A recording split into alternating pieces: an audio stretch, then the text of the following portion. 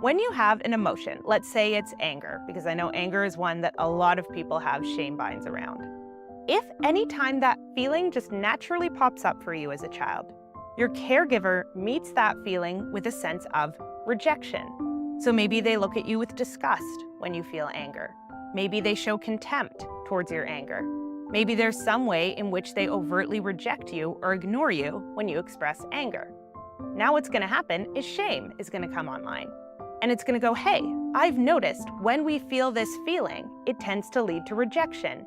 So since it's my job to inform you of which things are going to lead to rejection from your social environment, anytime anger pops up, shame is going to pop up too. So the reason we call this a shame-bound emotion is because it's kind of like the emotion itself is stuck inside of a layer of shame. We can't access it because shame has come and covered it up so effectively that we no longer feel the core feeling itself. And this is what I would call a simple shame bind.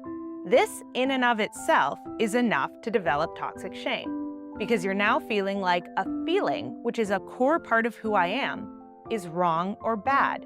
Ergo, I am wrong or bad in ways I can't control. But simple shame binds are not the only type of shame binds. You can also have what I like to call a complex shame-bound emotion. So this is what happens when we're not only rejected for feeling something in our early environments, we are also given the incorrect name for our feelings.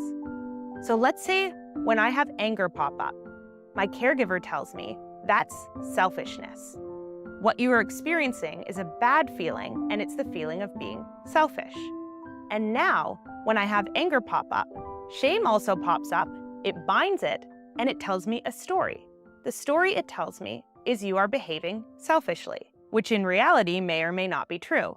But the problem is I've internalized the wrong name for my raw emotional experience. Or let's say every time I feel sad, I have a caregiver who tells me you're being dramatic or pathetic.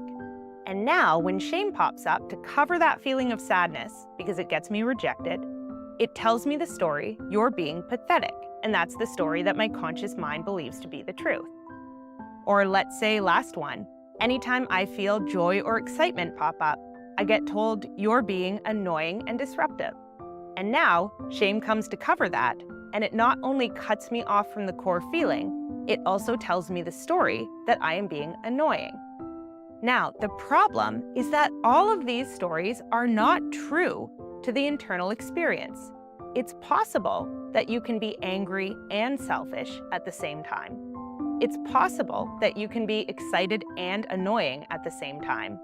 But the experience of behaving in an annoying way is not the same as the feeling of excitement. The experience of behaving in a selfish way is not the same as the experience of anger.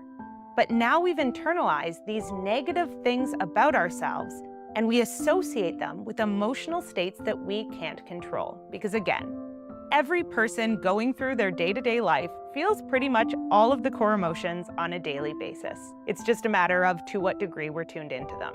So the problem is that if we have the wrong words online for our emotional experiences, we're going to struggle with self-regulation.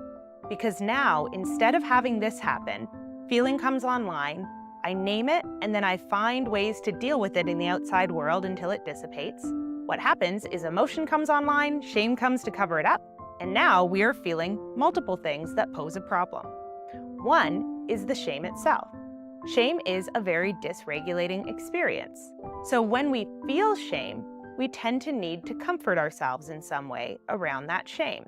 This in and of itself can be a very big task for the emotional system to chronically be dealing with. But where it gets even more complicated is if you have a complex shame-bound emotion. So sadness comes online, and shame comes online and goes, hey, you're being pathetic. Now, what you're going to do is start taking actions that are in alignment with what you believe the emotion is. So if I am sad, the actions that I would take to resolve that emotion directly are almost the polar opposite of the actions that I would take if I were being pathetic. If I were feeling sad, the emotions I would need to take are probably in the realm of seeking out comfort and rest and support. If I were being pathetic, the appropriate actions to take would be toughening up, compartmentalizing my feelings, and taking some sort of action that pushes down my feelings of distress. The problem is that if those are the actions I'm taking every time I feel sad, I'm actually creating an environment that is less comforting for myself. Ergo, my sadness is getting bigger. Same goes for, let's say, anger. If every time I am angry, I have shame come up and tell me the story, "You're being selfish," now what I'm gonna do is look around my environment and try to figure out, okay, who do I need to apologize to or fawn over? When in reality, the anger was there to tell me where I needed to set boundaries. So what I'm doing is inviting more of the energy that caused me to get angry in the first place into my life by taking responsibility in the place of setting boundaries. So again, because we have the wrong name for our emotion, we're taking the wrong action when it comes up. This leads us to a point where we start feeling chronically dysregulated, but we don't have an explanation for why we feel dysregulated. The real reason we feel dysregulated is twofold. One, we're chronically dealing with feelings of shame, which is a very emotionally taxing experience. But also, we start to feel incompetent when it comes to managing our feelings. Because if we do not have the right names for them, we're not able to resolve them directly. So it can start to feel like, well, my emotions just don't make any sense, right?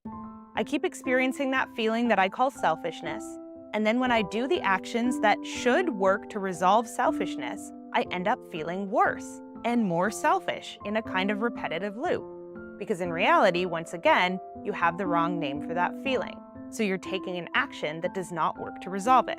So now we start to feel helpless and overwhelmed to manage our emotions. Because again, we don't have access to the raw, direct experience of them in an accurate way. Those emotions that we don't express, the anger that we don't know we're feeling, stays in our bodies, and our bodies stay angry. The sadness that we don't experience consciously stays in our bodies, and our bodies feel sad. And so now we have these inner experiences of strong emotions that we can't figure out or make sense of. But we still need to find a way to emotionally regulate ourselves in order to go on living our lives.